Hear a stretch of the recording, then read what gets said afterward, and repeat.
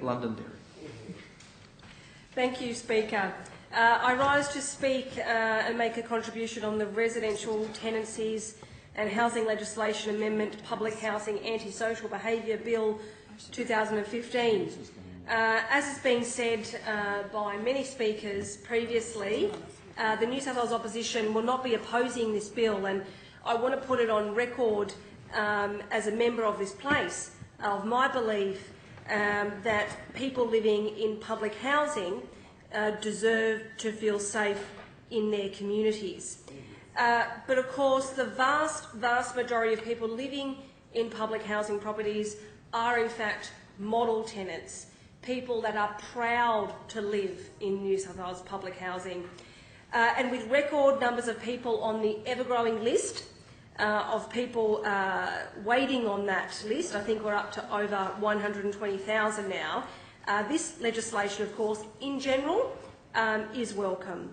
But of course, the Shadow Minister has foreshadowed a number of necessary amendments, and I'm really looking forward to those being debated in the context of this legislation. Speaker, this bill, of course, will require NCAT to automatically terminate a housing agreement due to a tenant or a joint occupier for certain so-called one-strike offences.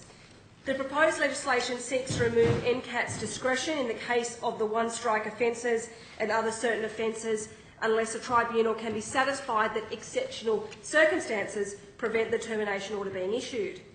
The bill also proposes to amend the Residential Tenancies Act 2010 to introduce a scheme for social housing providers to record strikes against tenants for certain breaches of their social housing tenancy.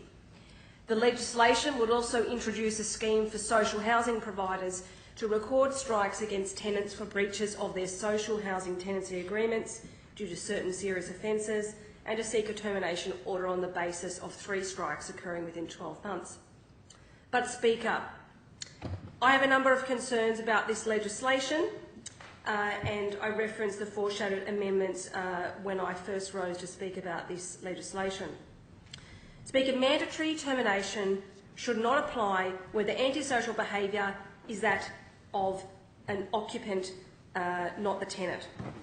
This will ensure that innocent third parties with no knowledge of antisocial behaviour and criminal behaviour are protected from eviction through no fault of their own. And for example, this would protect a mother who may be unaware that her child may be dealing drugs from her property if she is the tenant of the New South Wales housing property.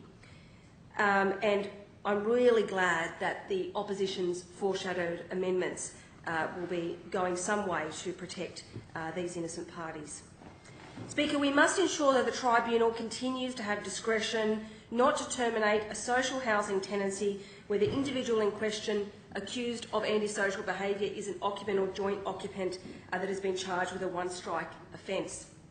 Speaker, we must ensure that the tribunal must be satisfied that a tenant has intentionally or recklessly caused or permitted an occupant's actions. The opposition also believes that in certain circumstances the tribunal should retain its discretion to ensure that vulnerable tenants, such as victims of domestic violence, children or the disabled, are protected from mandatory eviction from their social housing accommodation. It is not fair that the government should be punishing law-abiding people who hold their tenancies because of the actions of an occupant. It is not fair that these people may be forced onto the street because of these potential effects of this legislation. We need to in fact be working with housing tenants across the state, not victimising and punishing people. Speaker, having a place to live is a basic human right, and it is not acceptable that this legislation, by generally of course having good intentions, may in fact take that away if these foreshadowed amendments may not be included in the legislation.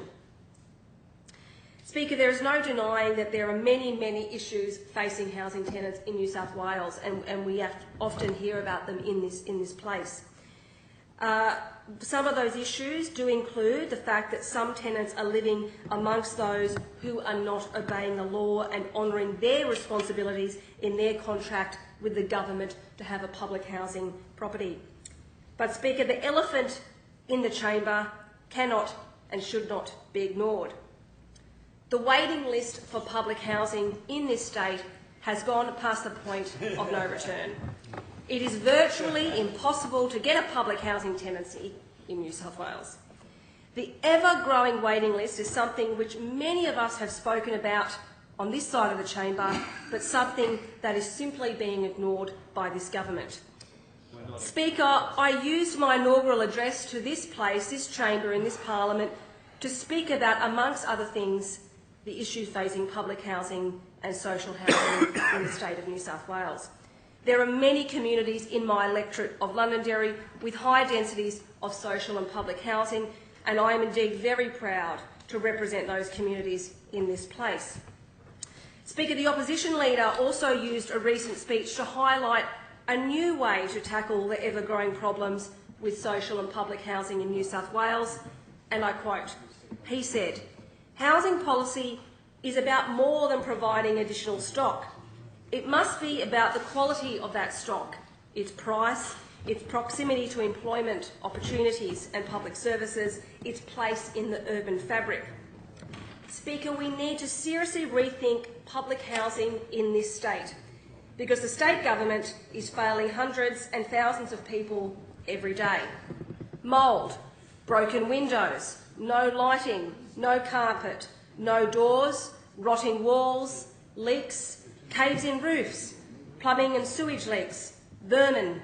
Now, these are stories I hear every day, and I would hazard a guess that most other members with public housing and social housing in their electorates hear every day also. But more importantly, Speaker, these are not conditions that are acceptable for people to live in, and they're happening on this government's watch. That is why I'm proud to support the policy of transferring 20,000 existing public housing dwellings from the government to community housing associations. Recently, Speaker, I met with one such community housing provider, and I was blown away by the services on offer, including much-needed, really impressive wraparound services for those with access issues. Speaker, these organisations are not businesses seeking to purely make a profit. They exist because they want to give people the dignity of having a place to live, a roof over their head. Moreover, this organisation was more than willing to accept properties and start the management process. In fact, it was relayed to me that the biggest barrier to expansion for community housing providers is the inertia of state government in refusing to hand over titles of its properties. These organisations are so ready to take up this challenge, a challenge that must be reimagined by government if we're to continue to be in the business of providing social housing. So while the opposition supports this bill with foreshadowed amendments, I encourage the government to think a bit more about what it could be doing to improve the quality of public housing in this state, because it is simply failing public housing tenants across New South Wales.